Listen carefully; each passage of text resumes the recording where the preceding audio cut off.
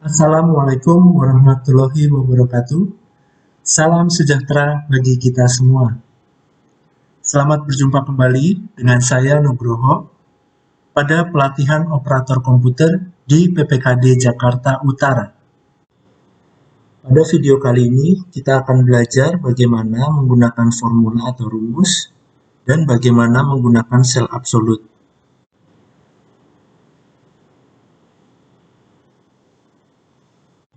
Silakan membuka file Excel dan simpan dengan nama latihan 2. Di sini saya akan menggunakan contoh tabel daftar gaji karyawan.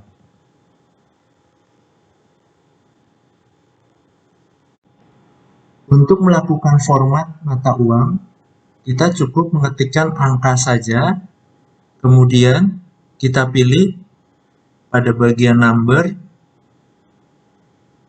rupiah. Sekarang secara otomatis angka tadi diset sebagai menggunakan rupiah.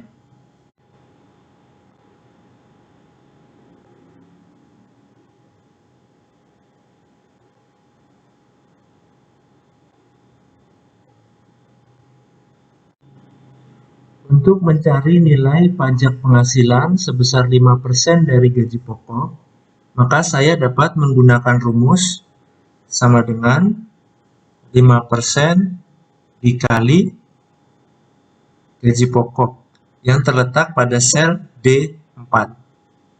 Lalu Enter.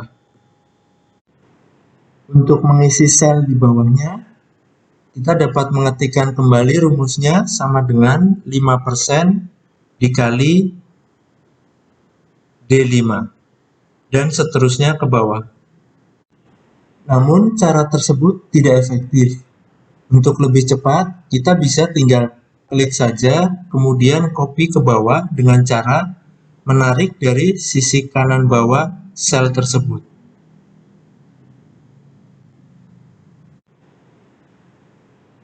Selanjutnya, untuk menghitung gaji yang diterima karyawan adalah dengan gaji pokok dikurangi dengan pajak. Lalu kita kopikan ke bawah. Untuk mengetahui jumlah dari gaji pokok, PPh dan gaji diterima, kita dapat menghitungnya dengan menggunakan rumus SUM. Caranya adalah sama dengan SUM D4 sampai D8. Artinya saya akan menjumlahkan sel D4 sampai D8. Untuk memperoleh jumlah dari PPh dan gaji diterima, saya tinggal mengkopikan rumus pada D9 ke sel E9 dan F9. Untuk menghitung jumlah karyawan, kita dapat menggunakan rumus count kurung buka delta 4 sampai D8 kurung tutup enter. Di sini diperoleh angka jumlah karyawan 5 orang.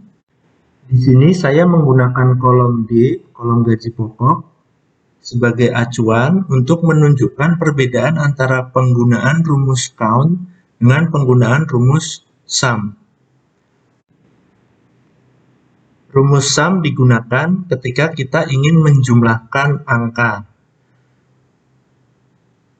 Sedangkan count digunakan untuk menghitung angka atau menghitung berapa banyaknya data pada sel tersebut.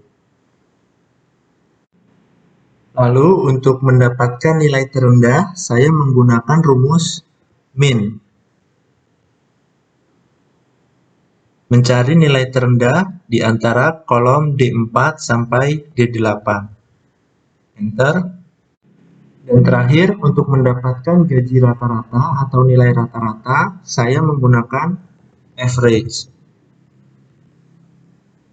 nilai rata-rata dari D4 sampai D8. Enter.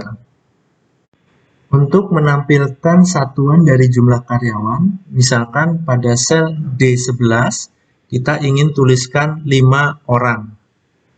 Maka yang harus kita lakukan adalah, setelah menerapkan formula count, lalu kita set formatnya, klik kanan, format cell, pada bagian kategori, pilih custom,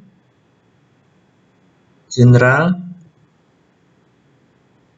tanda kutip, orang, tanda kutip, lalu OK. Maka sekarang kita sudah mempunyai sel D11 dengan rumus count dan satuan orang, sehingga ditampilkan 5 orang. Format seperti ini akan kita perlukan untuk membedakan apakah data yang kita masukkan berbentuk angka atau berbentuk huruf. Misalkan saya mengetikkan angka 5 orang dan angka 5, lalu saya format menjadi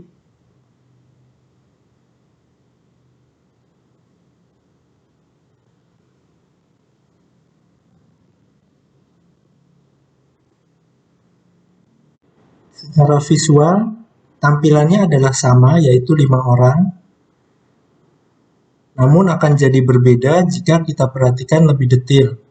Misalkan saat kita klik sel F11, di sini tertulis 5 orang, sedangkan saat saya klik F12, di sini hanya tertulis angka 5.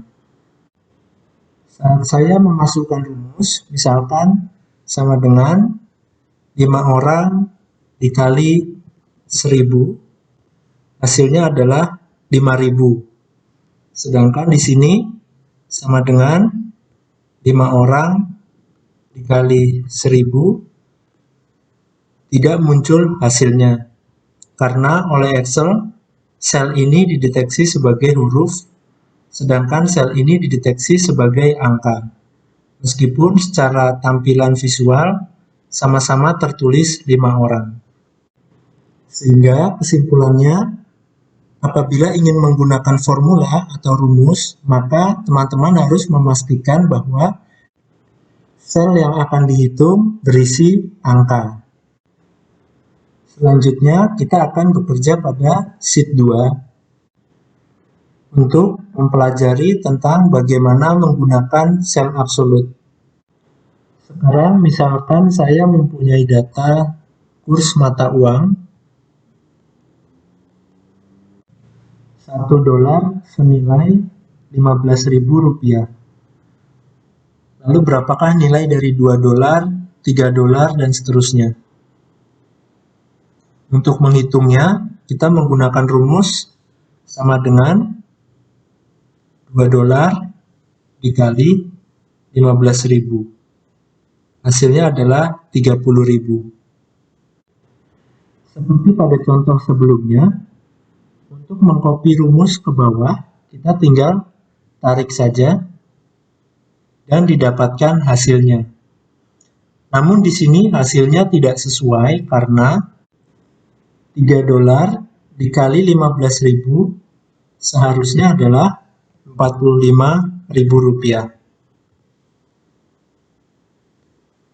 Dan $4 dikali 15.000 adalah 60.000. Lalu pertanyaannya, mengapa rumusnya bisa menjadi salah? Karena saat kita menarik ke bawah atau mengcopy, angka acuannya ikut berubah semua. Di sini yang dikalikan adalah B3 dikali C2. Ketika ditarik turun, dia berubah menjadi B4 dikali C3. Padahal seharusnya adalah B4 dikali dengan C2. Begitupun di sini, B5 harusnya dikali C2, bukan dikali C4. Artinya, kita harus mengunci sel C2 agar tidak berubah saat dikopikan ke bawah. Caranya adalah dengan menjadikan sel C2 sebagai sel absolut.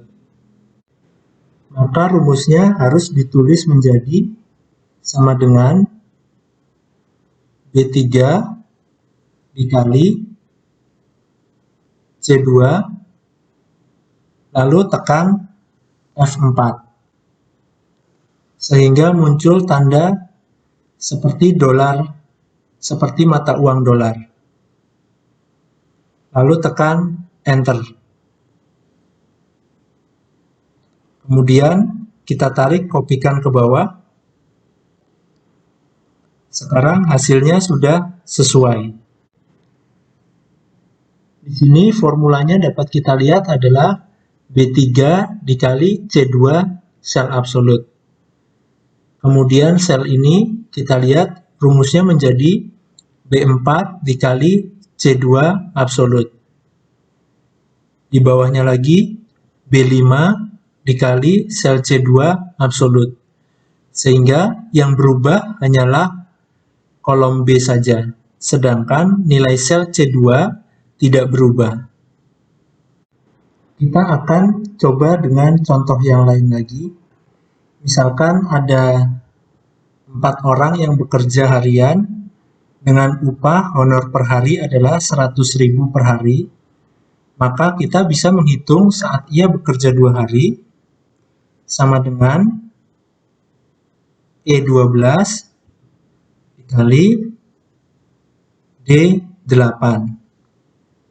Enter. Lalu kita tarik, kopikan ke bawah.